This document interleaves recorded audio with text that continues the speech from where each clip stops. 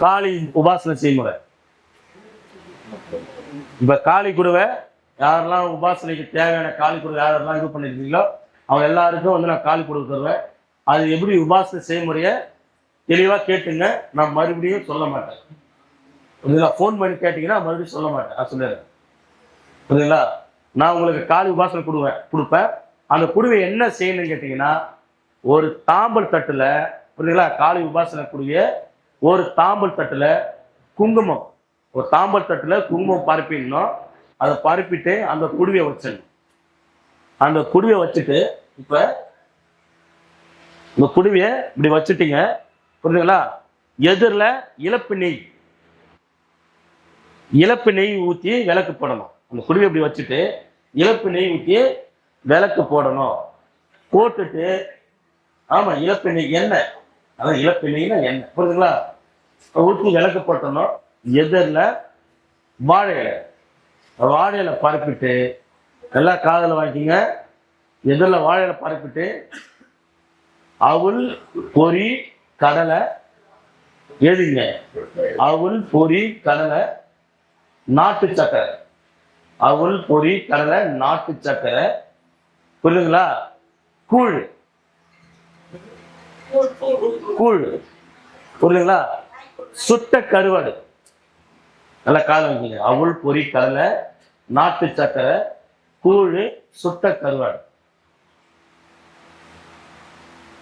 சக்கரை பொங்கல் சுண்டல். புரியுதுங்களா? ஒரு டம்ளர் தண்ணியில ஏலக்காய் நசுக்கி போட்டோம்னோ, எலுமிச்சம்பழம் சாறு, நாட்டு சக்கரை, ஏலக்காய் நாட்டு சக்கரை எலுமிச்சம்பழம் சாறு. அது காளி தேவியோட பானம். தண்ணி வச்சாகணும். அம்மாவுக்கு வச்சுட்டு சுட்ட கருவாடு கூழ் அவுள் பொரி கடலை நாட்டு சக்கரை சர்க்கரை பொங்கல் இந்த பானம் வச்சாகணும். வச்சுட்டு ஊதுவத்தி தூபதீபம் காட்டணும். வாசனை உள்ள சாம்பிராணி புகை போடணும். புரியுதுங்களா? திசை வந்து தெற்கு திசை. நீங்க உட்கார திசை வந்து தெற்கு திசையா இருக்கணும். வேற எந்த திசையிலுமே நீங்க உட்காரக்கூடாது. தெற்கு திசையில நீங்க உட்காரணும். இப்ப தெற்கு திசையில நீங்க உட்காரீங்கன்னா இது வந்து என்னன்னு கேட்டீங்கன்னா வடக்கு, இது தெற்கு. புரியுதுங்களா? அப்ப வந்து அந்த குடுவை வந்து நீங்க வடக்கு நோக்கி வைக்கணும். ஆமா, அந்த குடுவை வந்து வடக்கு நோக்கி வைக்கணும். நீங்க தெற்கு திசையில இப்படி உட்காரணும். எதிரில் தான் உட்காந்து சைட்ல உட்காரக்கூடாது. புரியுதுங்களா? ஆசனம் வந்து கருப்பு கலர் கம்பளி தர்பப்பாய். புரியுதுங்களா? சிவப்பு கலர் பட்டு வஸ்திரம். நல்லா காது வாங்கிங்க. சிவப்பு கலர் பட்டு வஸ்திரம். மாலை வந்து 8 மணி மாலை. நாட்டு மருந்து கல்லு கேட்டீங்கன்னா 8 வெளியில மாலை செஞ்சு வச்சிருப்பாங்க. 8 மணி மாலை.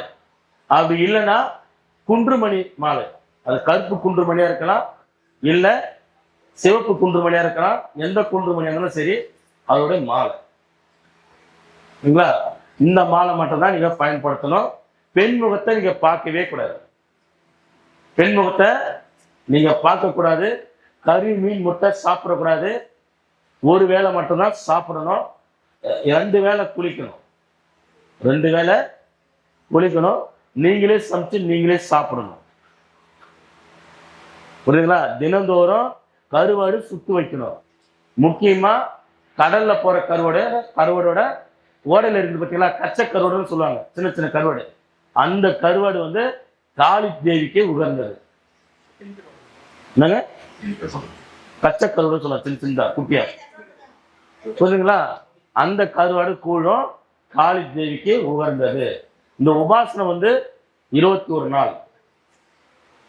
புரியுதுங்களா? 21 நாள் இந்த உபாசனை நீங்க பண்ணணும். அதே மாதிரி வந்து என்னன்னு கேட்டீங்கன்னா, பாய் போட்டு படுக்கக்கூடாது. பாய் போட்டு நீங்க படுக்கக்கூடாது. உங்களுக்கு தனி பாத்திரம், நீங்க சாப்பிடுறது தனி பாத்திரமா இருக்கணும், தனி படிக்கையா இருக்கணும். 21 நாள் என்னங்க? தண்ணியில எடுத்து விட்டணும், இல்லை சுடுகாட்டில் எடுத்து போட்டலாம். புரியுதுங்களா? இல்லை என்னால் வந்து 21 நாள் வந்து இதெல்லாம் செய்ய முடியாது,